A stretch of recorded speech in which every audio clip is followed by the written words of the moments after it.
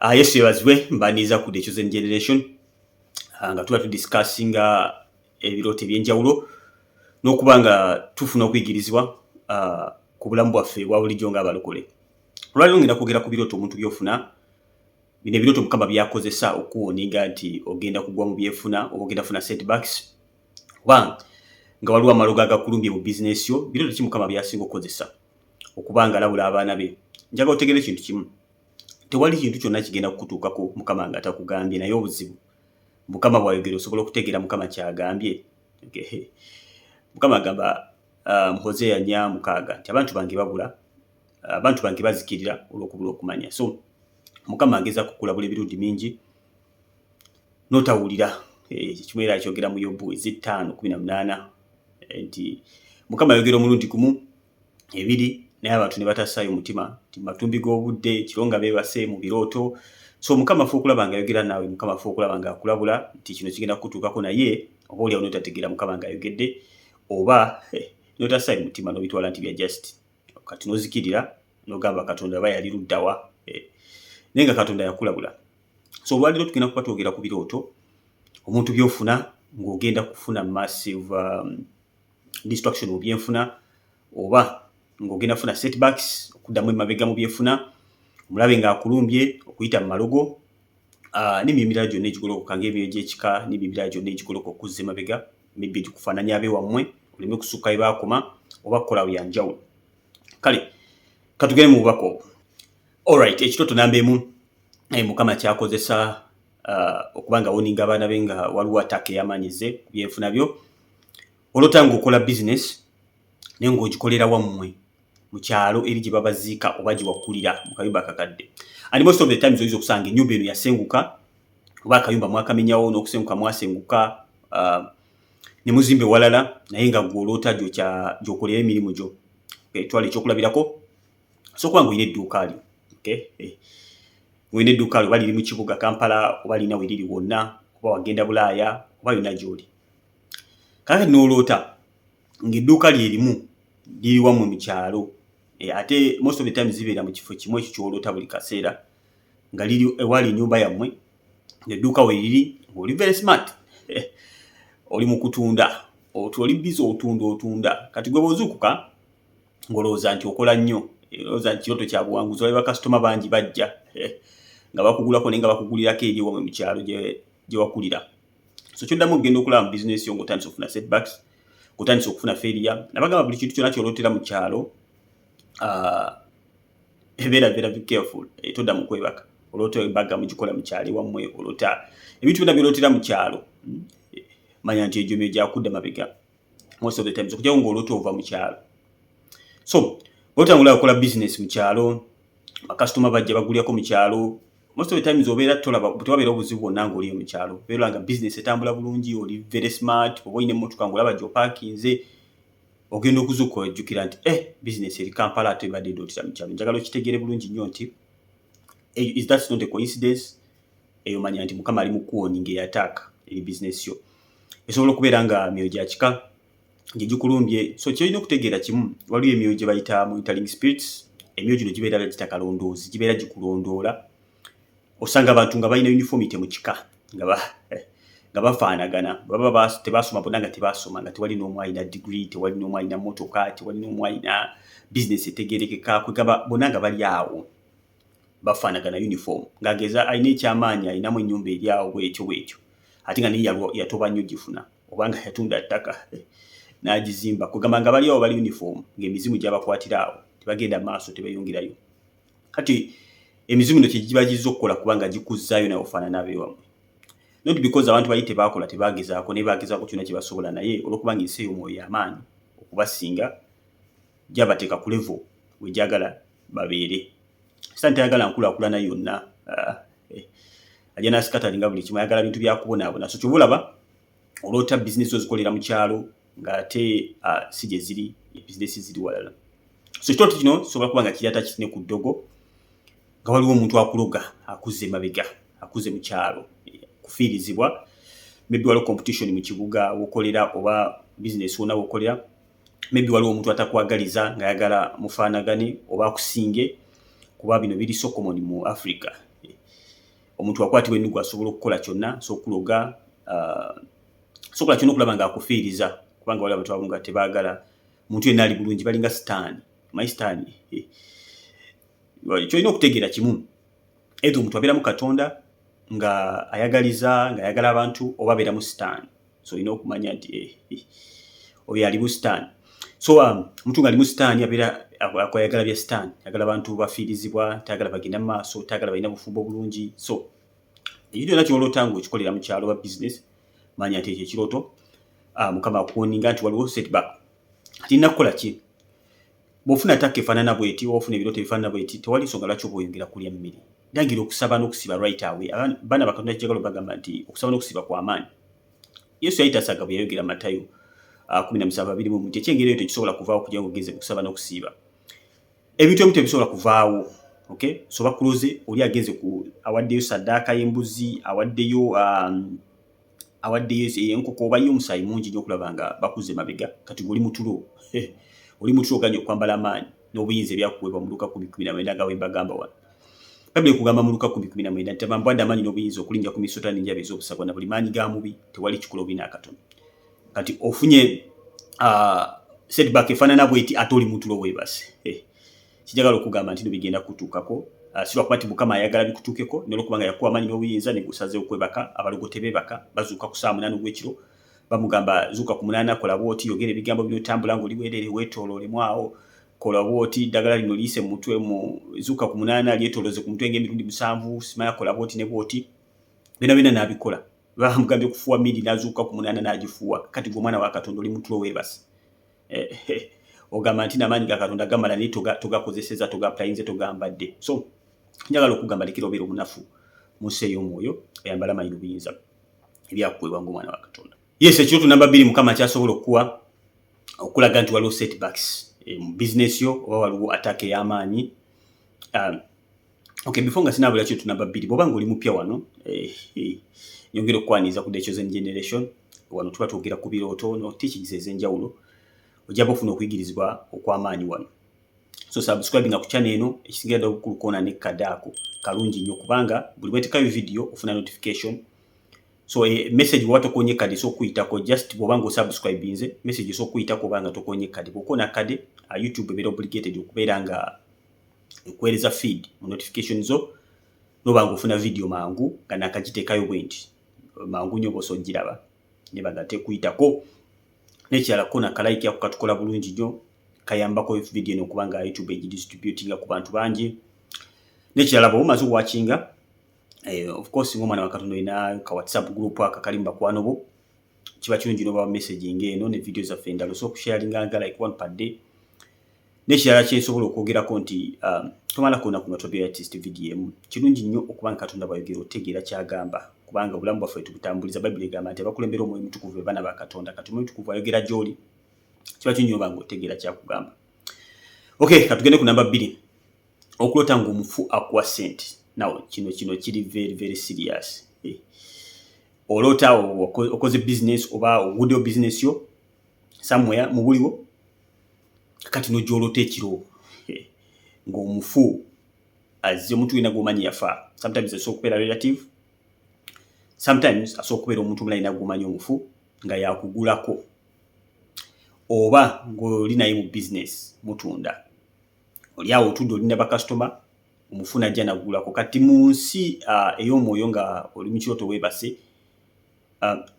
tajjanga mufu nti ajjanga omuntu yavunda ano ajjanga omuntu wa bulijjo gw'omanyi bulungi nga mutuufu yafa tajjanga omuntu avunze nti oba skeleton no tonaamutegeera no ajjanga omuntu gwena gw'omanyi akubye bulungi essuuti ye akubye bulungi lwolugoye lwosinga omumanyiramu najja gy'oli n'akugulako n'akuwa ssente naawe n'omuwa ky'omuwadde njagala okitegeere mukwano gwange nti eyo ebeera ttaka y'amaanyi okubanga bazze okubanga bateeka bizinesi yo wansi bw'obanga otegeera ebintu bino omwana wa Katonda tewali ngeri yonna gy'ogenda kufeeringa njagala otegeere ekintu kimu ebintu bigenda okutuukako nga byahappeninga dda mu nsi ey'omwoyo eddogo ligenda okukukwata nga Mukama yalaba dda nti omuntu oyo apulaninga kukuloga kubanga ye Katonda akebera emitima kyovula most of the times ebintu tebinaba kukutuukako nga wakirose like 3 days back or the day before nga wakifunyeko mu kirooto oba wakitegedde otya Mukama aba yalabye omutima gw'omuntu oyo n'okuteesa kwe kwonna nga tanaba nakusimbula, in fact nga tanaba nakulowooza, Mukama aba amanyi ebigenda okutuukawo. Najja n'akubikkulira omutima gwe, najja n'akulaga omuntu okyalowooza nekyagenda okukola. Kati gwe n'odda mu kwebaka otulo. Wano abaana ba Katonda bangi bwe baluuzingidde, balowooza nti buli kimu kyaggwa ne bibaka bwe basitulo, ne bagaana okwambala amaanyi n'obuyinza obwabiweebwa. Katonda waba alina amaanyi gonna, n'akwata amaanyi ago n'agawa ggwe, gwe n'ogaana okwambala amaanyi ago gakozesa. Obuzibu si Katonda, obuzibu gw'omunafu. Okay? Yesu kyava agamba kubanga toyekyawonyogoga tonyogoga, ndi mwetegefu okusesema. Statement nene Katonda ogamba nti ngenda kukusesema. Lwaki? Yesu bwe yafa yawangula amaanyi n'obuyinza n'abizza eriffe. Kati amaanyi n'obuyinza bino tubinywera mu nsi ya mwoyo, si mu tulo na mu kulya mmere na kwebaka. So bw'ofuna attacks ezifaanana bwe ziti, todda mu kutulo na kwebaka, mukwano gwe na kulya mmere. Business yo egenda kugwa, ekyo okuddamu okulaba nga tolina kyakulya. So yimirira naawe olwana olutalo, yimirira naawe oyambala amaanyi n'obuyinza osobola okusazaamu ebintu bino. Nja kuba byawandiikibwa betukozesa okusazaamu eddogo nga kubala 23 Bayibuli egamba teri ddogo eri Isirayiri, mukwano gwange. Kakati gwe ng'omwana wa Katonda lwaki owangulwa? So yambala amaanyi n'obuyinza ebyakolebwa ng'omwana wa Katonda, osazeemu eddogo eryo eriba lirumbye. Olaba omufu aze mu bizinesi yo, oluusi olaba omufu gwe mukola naye mu bizinesi nga business partner, muli mu dduuka mutunda wamu. Okay? Oba oli awo olina major contract ey'amaanyi, olina ba contract zogenda signing ez'amaanyi zigenda kuwa ssente, ani olabanga omufu oyo yakola ki? Yakulozinga deal eyo yateekako stamp. Manya nti setbacks ez'amaanyi zikulindiridde. Olina job interview ey'amaanyi, abamu tetuli mu business, tulina mirimu gye tukola, onoonya mulimu, bakusuubiza omulimu, ogenda okutuukayo ng'omufu nga yakozesa interview, ogenda okuzuuka nga badde mufu gw'omanyi omuntu yafa. Yakozesa interview. Njagala nkubulye nti n'oba obadde ogenda funa omulimu ogwo, njagala otegeere nti museemo oyo bakulumbye edda. Ekyo kyonna ekikulumba museemo oyo ne kikusinga amaanyi kiba kigenda kudestroyinga buli kimu. So mukwano gwange kintu kye kimu, bw'oba ng'olina omulimu ogw'amaanyi gw'osuubira oba appointment ey'amaanyi ng'egenda isa a destiny breaker, manyi waliwo opportunities Omukama z'aleeta nga mbutuufu bweyitamu amagenda gonna gakyuka, buli kimu kikyuka. Ebyofulo byonna bikyuka, almost the generation yonna eddako ebigenda kukyuka. So tolowooza nti Sitaani agenda kutuula butuuzi awo, atunule okulaba nga osucceedinga n'abaana b'abaana bonna nga basucceedinga. Of course ajja kujja amaanyi gonna okulaba nga akudestroyinga n'eddogo lyonna lye baateeka ku bulamu bwo lyonna balina okuba nga lizuukuka ku olwo. Kyolina okolaga omwana wa Katonda, olota ekirooto ng'ekyo Mukama nga akuwunize prior immediate awo wennyini w'ozuukiddewo w'otandikira. Tolinda byankya, ekya tomanyi. So immediate awo wennyini w'osalizaamu oyingirire mu kusaba n'okusiiba owangula olutalo, mukwano gwange. Sitaani tasobola kuwangula bw'obanga weeposition buzze bulungi ng'omwana wa Katonda, naye bw'obeera munafu ojja kuwangula. So olaba omufu mukola ne business, olaba omufu yasayininga contract, oba ogenda bweru ogenda olaba ng'omufu yakozesa interview, oba yali ku kisaawe, oba ye pilot. Kintu kyonna kyolabamu omufu ng'obadde ogenda funa major breakthrough, njagala okitegeere nti biba bimaze okufa mu nsi ey'omwoyo, oba wabeerawo plan along the way okubanga bakuteeza akatego okubanga okagwamu, naye nga tonna bakagwamu ng'omwana wa Katonda, wandyagadde okubanga okasaanyaawo mu nsi ey'omwoyo. Omukyenda wagenda kubalogo, omukyenda bakola ebintu byonna eby'obulogo, ateekamu amaanyi mangi okusinga gwe gw'oteekamu okubanga obisaanyaawo. It's very simple. Okay? Naye bwe bimala okutuukawo consequences z'amaanyi, omutago guba gw'amaanyi okureversinga spells ezo. So ng'omwana wa Katonda oli w'amaanyi nnyo okusinga abalogo bonna ne basaddaaka buli kimu ne bakimalayo. Sitaani yatondebwa Katonda, so amaanyi n'obuyinza by'alina Katonda yabimuwa, ne Katonda yatuwa amaanyi n'obuyinza okusinga eri Sitaani. Yatugamba atya? Yagamba n'aba Sitaani ng'akkanga akamyaso, naye temutya, I've given you power than he has. Mbadde amaanyi n'okusinga g'alina. So weewuunye nti Katonda yakwata amaanyi n'agakwasa n'obuyinza. So it's up to you. Tolina ky'omugamba, tolina ky'omubanja Katonda. So omufu talina kubanga ali mu business yo, omufu talina kubanga alina ekintu kyonna ky'okolagana n'abafu, tekisoboka. Okay? Ng'omwana wa Katonda tokyembracinga. So abamu mufuna ebirooto ebifaanana bwe temulowooza nti kati Mukama ndaga ddiiro oyiseemu kubanga ayise mujjajja wange yafa, oli jjajja wange yali mulungi. Mukwano gwange, you'll be disappointed n'ebyo byonna by'olowooza. Okay? Katonda waffe si Katonda w'abafu, yesi Katonda w'abalamu bw'atyo bw'akyogera. So ekintu kyonna ekikwatagana n'omufu mu business oba mu byenfuna oba ekintu kyonna ekiri mu ssente, mukwano gwange manya nti nno ebeera attack okubanga badestroyinga business yo. Okay? Ekyokola kye kimu kuyingira mu kusaba na kusiiba, kwambala amaanyi na buyinza, kubisazaamu kubimenyamenya kulangira plan ya Katonda. So nekyaki bagamba kitegeere bulungi kyogeddeko bw'omala okusazaamu ebintu byonna ebya sitaani tokoma awo langirira plan ya Katonda. Mukama Katonda ayogera atya? Yeremiya 29:11 nti I the Lord know the good plans I have for you. Kitegeeza Mukama alina plan ennungi ery'obulamu. Solangira plan ennungi Mukama azayina ery'obulamu bwo. Tosazaamu malogona binoleka sazaamu ebya sitaani planting ebya Katonda replace. Okay? Langira plan ennungi ery'obulamu bwo. Mukama yagamba ojja kubeera muntu esosi mukira. Mukama yajja kugaba yakusuubiza ebisuubizo bingi mu Bible bino bimanyi bulungi nnyo. Ebyo abalokole abasinga babikutte nnyo. So langira plan ennungi ery'obulamu bwo ng'omaze okusazaamu n'okufufugaza amaanyi g'omulabe sitaani. Yes, ekirooto ekirala Mukama kyakozesa okulaga nti waliwo amaanyi g'ekizikiza agakulumbye ng'omwana wa Katonda okulaba omusota mu bizinesi yo oba ogulawo seefu bw'oti mu kirooto kesigamba buliwo mu kirooto ogulawo seefu ogenda okulaba nga mulimu omusota. Mukwano gwange gwe si musota eyebeera ataaka yennyini mu seefu bw'oteeka ssente mu bizinesi ate olaba mu musota oba n'ogulaba nga guli mu business nenga tegulina kye gukola oba guli mu nnyumba waggulu oba gulina gye guli mu counter nga tegulina kye gukola yadde mu buliwo naye nga just gukula bulala bilowooza tewali buzibu bwonna. Mukwano gwange sometimes oyinza ogulaba ne mu nnyumba ye ewaka sometimes oyinza ogulaba ku mulimu abakola mu offices ku mulimu gy'okolera buli muntu yenna gy'okolera nolabayo nga waliyo omusota. Okay? Manya nti ebeera ataako okuba nga bakuze mabega mu byenfunayo. So kyekimu ekyokukola kwambala manyi na buyinza kubisazaamu kulangira kitiibwa kya Katonda na plan ze ery'obulamu bwo. Of course Mukama bamu alina ne byayogera naawe ng'obimanyi nti Mukama yaŋŋamba nja kubeera kino ekyennyini ky'oba oyogera kubanga ekigambo kya Katonda kye kinywera si kya sitaani kye kinywera okuggyako nga gw'omuwadde ground. Mulaba omusota mu seefu yo mu bizinesi yo manya nti yataka y'amaanyi eri bizinesi yo mukwano gwange. So amaanyi n'obuyinza byakuweebwa naye tebigenda kwa peninga by default. Tebyakuweebwa just kubeera awo. Kati abaana ba Katonda abasinga bitugamba ebintu bino balowooza ebintu bino bya bulimba, balowooza tubanga abatendereza sitaani, abagulumiza sitaani, abantu balowooza nti bw'oba olokose tewalina kuba wataaka yonna. Kati bw'obanga oli muntu afaanana bw'atyo, bw'obanga olowooza bw'otyo, njagala nkubuuza amaanyi n'obuyinza byakuweebwa kukola ki? Byakuweebwa kukola ki? Bw'obanga oli mulokola ani yakugamba nti omuyaga tegusobola kukulumba? Of course omuyaga gugenda kukulumba. Oba kikwetaagisa kutambulira ku mazzi onayita Yesu n'otambulira ku mazzi. Okay? Omuyaga gugenda kukulumba era Yesu yagamba nti yawulira ebigambo bye n'abikola abanga omuntu yazimba ennyumba ye ku lwazi. Kuba yajja kibuyaga n'abakunta naye ennyumba teyasobola kugwa kubanga yali eri ku musingi. Wabula oyo yawulira ebigambo bya Katonda n'atabikola abanga omusirusiru eyazimba ennyumba ku musenyi. Enkuba yatonnya kibuyaga n'akunta ennyumba ye n'egwa n'okugwa okunene. So mukwano gwange kinjagala okugamba nti amaanyi n'obuyinza ebyakuweebwa tebyakuweebwa just kubeera awo. No. Olina ebyokulwanyisa mu nsi ey'omwoyo Mukama byatadde ku disposal yaawo kusinziira ku level w'oyimiridde mu nsi ey'omwoyo naye obuzibu osobola okubikozesa oba bagenda kukuba nabyo nga tolina kyokozesezza kubanga olina false belief olowooza nti everything has to happen by default. Weebwa amaanyi n'obuyinza bw'omwana wa Katonda buli ataaka yonna ey'obulamu bwo osobola ogifufugaza n'ogiwangula. Amaanyi n'obuyinza buli mu mikono gyo singa okkiriza n'osalawo okugakozesa. Ekirooto kya Mukama kyasooka okukozesa okuba nga akulaga kwe kuloota nga bakubbye. Okay? Ogenda okulaba suddenly nga bakubbye mu kirooto babbi bazze ne bamenya bizinesi yo ne babba mu buli kimu.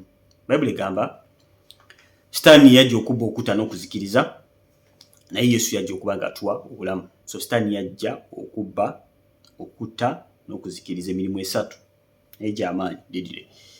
Naye Yesu yajja okuwa obulamu. Okuwa obulamu obutagwawo, okuwa obulamu bizinesi yo, okuwa obulamu obufumbo bwo, okublessinga mu buli area yonna ey'obulamu bwo. So kigambo kimu kuwa bulamu naye kitwala almost everything. Mpaka ku lunaku olw'enkomerero tugenda okuzuukira bonna bulamu. Osobola okubeera ne bizinesi naye nga bizinesi nfu mu nsi ey'omwoyo. Osobola okubeera n'omwoyo gwo naye ng'omwoyo mufu. Bayibuli egamba tube tunakkiriza Yesu emyoyo gyaffe gibeera mifu. So Yesu bw'ayingira akuwa obulamu eri bizinesi yo, akuwa obulamu eri amaka go, akuwa obulamu eri abaana bo. So ye bulamu. So mukwano gwange bw'oloota nga abafu bakubbye oloota mukwano gwange nga bizinesi yo bakubbye oba nga babbi bamenye ne bamibba buli kimu oba n'ogenda kulaba nga babadde bakezaako okumenya nga bakulingiza naye nga basobola okulikinga ebintu ebyo oba ne baggulawo nozuukuka sometimes oyinza okuzuukuka nga tebakubye naye ngula abadde bagenda kubba ngulabira ddala badde bamaliriza okubba. Okay, almost bamaze okugulawo buli wamu ozuukukidde nga bagenda kutika bintu byo kubitwala. Mukama bakulabula nti omulabe naalumbye agala kubanga akusaanya oba yinza okubanga tebagenda kubba direct. Sometimes Mukama message nagikozesa nnyo nga waliwo ababbi abagenda okubba nga sitaani kyagenda okukozesa oluusi okuzza emabega. And sometimes baba tebagenda kukubba physically ng'omulabe yagenda okubba mu nsi ey'omwoyo nga business yagiteeka wansi mukwano gwange. Ate abamu osinga kufuna kirooto kino ng'owebase tosabye. Webase tosabye sitaani akulumba direct ku business yo atandika okukusula nga akuzza wansi. So mukwano gwange kyolina okukola ekintu kye bayita obunafu ng'oli mwana wa Katonda walokoka biviireko ddala. Togenda kuoperatinga mu bunafu omaleko kubanga sitaani akola overtime okulaba nga akusuula akuteeka wansi. So mukwano gwange ebintu by'obunafu byo biggale. Bino ebyokunoonya abantu sabiraako bisobola okukola olwaleero benkya naye tebigenda kukola buli kaseera. Olina okwambala amaanyi n'obuyinza ng'omwana wa Katonda, of course obanga wakalokoka sobera buli kaseera nga tukusabira, naye ate tosobola kubeera bibi buli kaseera. Olina okuba nga okula mu nsi ey'omwoyo n'ova ku mata n'olya ku mmere ekaluba no-exercise nga amaanyi n'obuyinza ebyakuweebwa. Yesu tayagala baana babeerawo nga bakonye nga tebagenda tebakula, naye tuyagala baana babeerawo kyana kya myaka 5 naye nga tekikula. So omaze mu bulokole ebbanga ddini tosobola ddi n'ogoba akazimu akamu ng'ate ffenna amaanyi n'obuyinza byatuweebwa. Mu nsi ey'omwoyo ebintu by'obunafu byo byerabirire ddala obanga oli mwana wa Katonda walokoka biviireko ddala. Bw'otyo bw'ogenda okusobola okuwangula, otherwise ogenda kubanga buli kaseera onoonya abantu bakusabira. Buli kaseera musabireko. Kati bw'onaalinnya ennyonyi n'ogenda ku mawanga ogenda kukola otya? Okay, ojja kukuba essimu abantu bakyawe n'obakyawa. So ekyokola kyangu nnyo yambala amaanyi n'obuyinza. Kyekimu nga wetuze twakubira ebirooto ebirala byonna. Oloota omuntu akubba, bagenda kubba, ebintu byonna ebyo kitegeere nti babeera bazze kukuzzaayo wansi. Financially, ekintu kyonna ekikusula financially kiba kibi nnyo kubanga finances ezirwanira almost buli kintu kyonna. Olina okusaba Katonda okulaba nga ofuna breakthrough mu bintu byenfuna. Ebyaffectinga ebintu bingi nnyo okubira ddala ku maka go n'obulamu bwo n'ebintu ebirala byonna. So bizibu bingi sente bisobola solvinga. Ola Mukama asaanidde okuba nga akublessinga mukwano gwange. Mbadde sibagambye nti oyinza okuloota nga omuntu akubyeko ensawo yo n'agiddusa n'agitwala. Osobadde olina gy'otambulira mu streets ezimu oba era gy'otambulira notanga omuntu akunyakuddeko ensawo yo n'adduka n'agitwala. Ensawo nabagamba mu nsi ey'omwoyo representinga mikisa gyo byanfuna byo. So twagulabingako ensawo yo n'adduka nolowooza nti what a nightmare ababikozi. Nolowooza nti no just kibadde kirooto kya just kya ntiisa olw'okutyaku mukwano gwange. Manya nti direct ebyenfuna byo babirumbye. So tewendetaze kutuula butuuzaawo n'otuula sitaani ng'atwala buli kimu. Nedda, musuuze buli kimu, tokkiriza. Ekintu ekirala kyosobola ofuna okuloota ente. Okay, ente mu nsi ey'omwoyo. Oliisa okola bizinesi olaba mulina ente. Otudde mu bizinesi olaba ente mukola nayo bizinesi. Oba olina contract ey'amaanyi ogenda okusanga ku interview wanga nte yekoona mu stamp. Kati abatabiroota nkuba lowooza katemba. Abali balose ku nte nga mukola nazo business oba nga zikulondola, teeka comment awo abantu bategeere nti ebintu bino si bya ddala. Kubanga omuntu awulira ebintu bino nga tubyogera buli emisota kulolota business ozikola mu kyalo era ayinza okulowooza nti nno tweyogeza bweyogeza.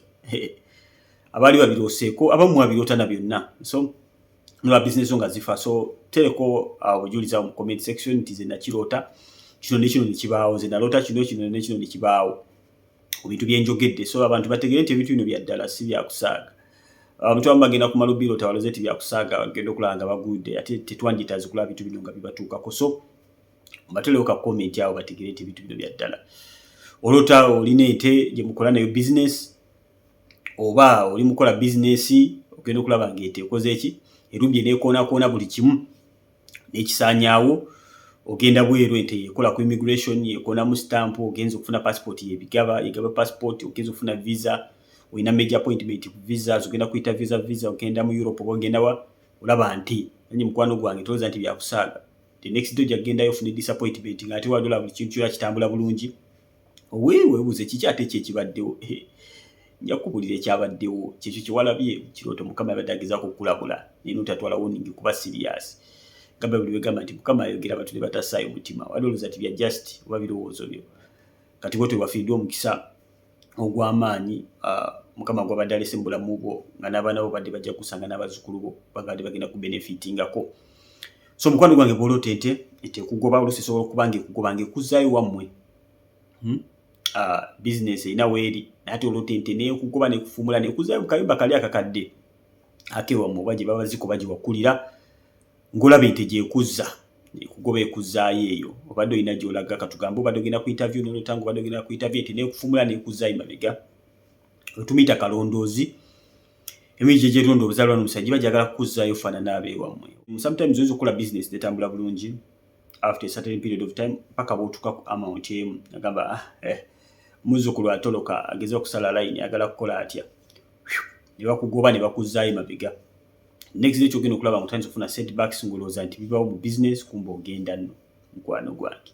Ogenda okujjukira okusaba nga buli kintu kyonna kiweddewo almost.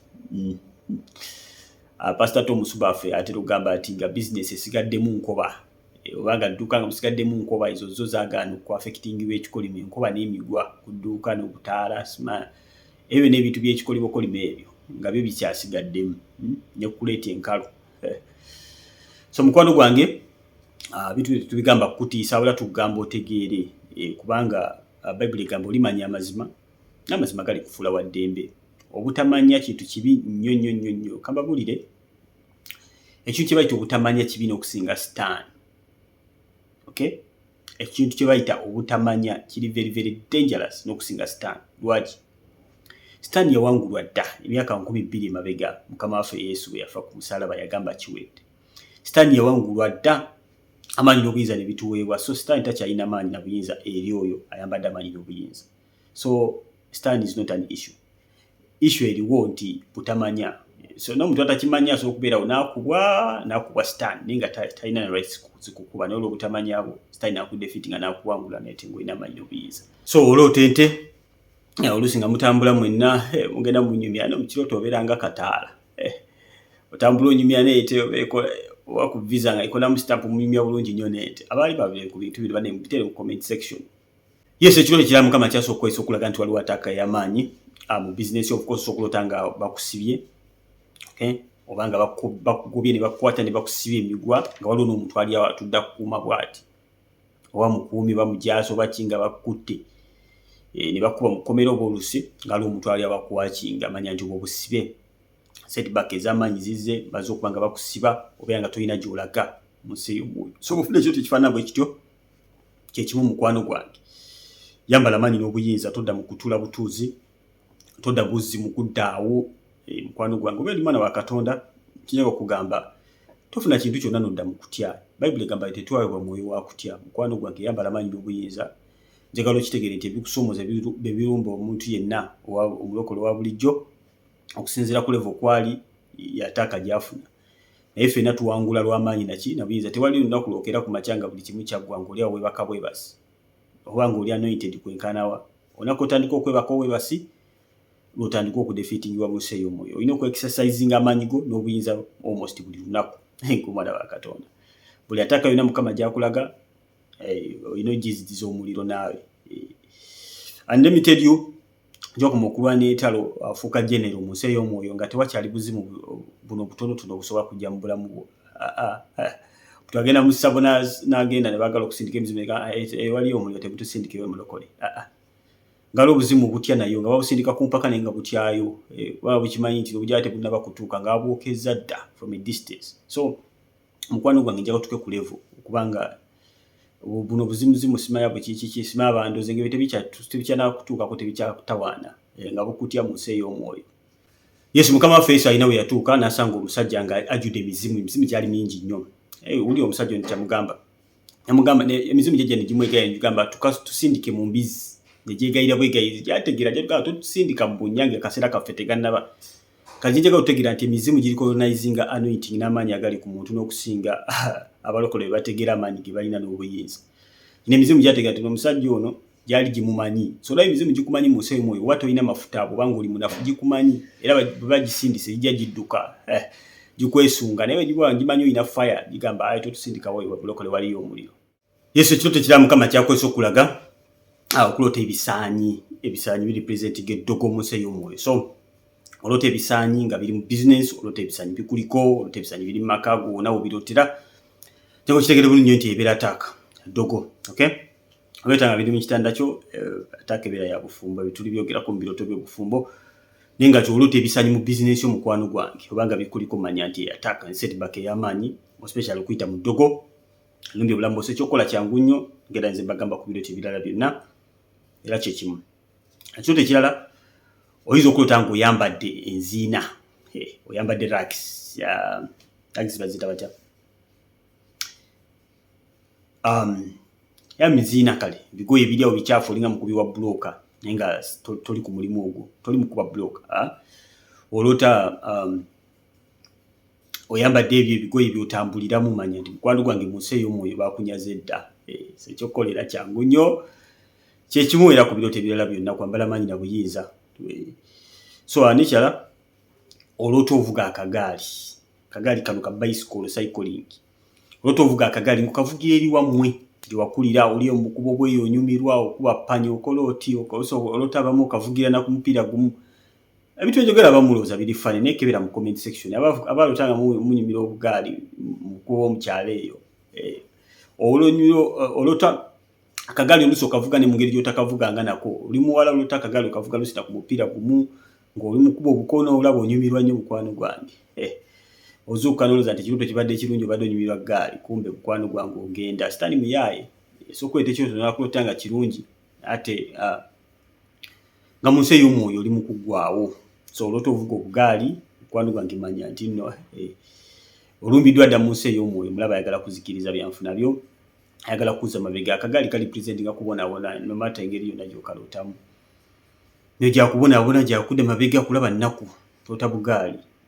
So mukwano gwange mulota akagaali ng'akumanya nti attack eri ebyenfuna byo, setbacks. So kati n'ekisembayo okulota ng'oli mu kayumba kakadde, seeri ennyumba y'ewammwe, tokiconfuse nga lwekyo kinabagambye okulota ng'oli mu nnyumba y'ewammwe. Naye kati kino osobola okulota ng'oli mu kayumba nga kattaka, nga kayumba kabi nnyo. Olota ng'oli aka kayumba kabi ng'olabira ddala oli mu bubwavu obw'ekitalo. Omanyi akayumba akabi zino ennyumba z'ettaka ng'era otitegereka oluusi ya ssubi, oluusi nga kayumba kabi munda konna kabi, kyokka nga si ennyumba gy'obeeramu nga newammwe oluusi tebanga nayo. Naye nga akayumba koolota koolimu, nolaba obwana bwo buli awo bwebase, oba olina abaana buli awo, nogenda olaba nga mulimu, oba olina edduuka nolaba nga mulimu amasamu aka akayumba oluusi mw'otundira. Njagala okitegere mukwano gwange nti Mukama bakulaga nti n'ogenda kudde mabega ate bubi nnyo. So mukwano gwange kyolina okumanya ebintu bino bya setback tolina kubitya, olina okubyanganga n'amaanyi ng'omwana wa Katonda. Manyi ogenda ku lutalo ng'okimanyi nti obuwanguzi olwedde bubwo.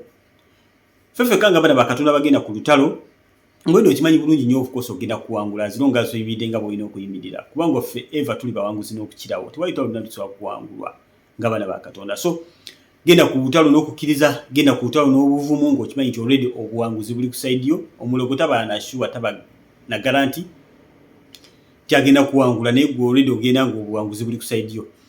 Sebikono bwatu nawa kusubscribe ng'ofira bingi. Eno tugiyita Chosen Generation, bana Chosen Generation batumiddeko.